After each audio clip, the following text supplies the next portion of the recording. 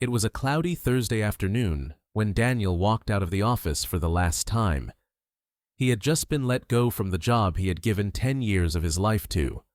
No farewell party, no handshake. Just a short meeting, a cold explanation, and a box of his things. He sat at a bus stop nearby, staring at his reflection in the bus shelter's glass. He looked tired. Not just the kind of tired from lack of sleep, but the kind of tiredness that sits deep in your bones when life stops making sense. Daniel was 38th single. He had always played it safe, worked hard, followed the rules. He had believed that if you do the right things, good things will come.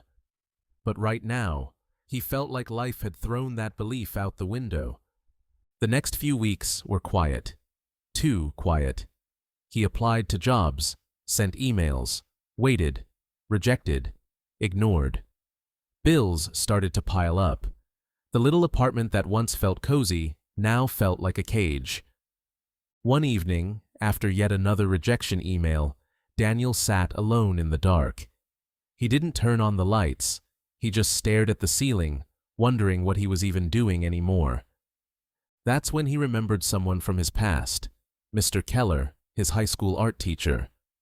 Back in school, Daniel loved drawing. He used to sketch for hours, faces, places, stories from his imagination. Mr. Keller once told him, "You've got something special, Daniel. Never let that part of you fade."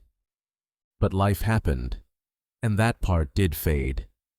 That night, something shifted, not dramatically, just a small spark. He found an old sketch pad in the back of his closet. The pages were yellowed, the drawings half finished. He picked up a pencil and started drawing. Slowly, not for anyone, just for himself. Day by day, drawing became a quiet part of his routine. In the morning before job hunting, at night before sleep. It didn't fix everything, but it made him feel more like himself. One morning, he drew a simple sketch of a little boy holding a balloon in the rain. He posted it on social media with a short caption, "Some days feel heavy, but even in the rain, we hold on." He didn't expect much, but the post was shared, then commented on. People wrote things like, "This hit me today," and "Thank you, I needed this." It made him feel seen for the first time in months. So he kept posting. Every day, one drawing. Simple, honest. Each one with a short thought or feeling. Not perfect, just real. Months passed. Followers grew. Not thousands at first, but enough. People began to message him. "Your drawings help me through my anxiety. I show your art to my daughter every night. How can I buy a print?" Daniel was surprised. He had no business plan, no website, just a growing feeling that maybe, just maybe, he had something to offer after all. With the help of a friend, he set up a small online shop. He sold prints, then a few t-shirts, then, eventually, a little book of his drawings and thoughts titled, "Hold On." It didn't make him rich, but it gave him something more valuable: purpose. One night, after packaging orders, Daniel looked around his apartment. It still wasn't fancy, still had its quiet moments. But he realized he didn't feel stuck anymore. He felt alive. Not because everything was perfect, but because he was finally being himself. Years later, Daniel was invited to speak at a local school. A teacher had found his book and wanted her students to meet the person behind the drawings. He stood in front of a room full of collage kids and told them this: "You're going to face moments when it feels like everything's falling apart, when doors close, when you feel lost. But I want you to know this: even in those moments, you're still you. And that matters. I lost a job, but I found myself.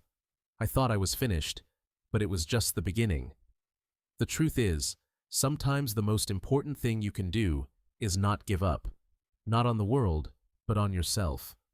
Start small. Start messy. Just start. I started with a pencil and a page. That one step changed my life. One of the students asked him, "How did you know it would work out?" Daniel smiled and said, "I didn't. I just knew I had to try.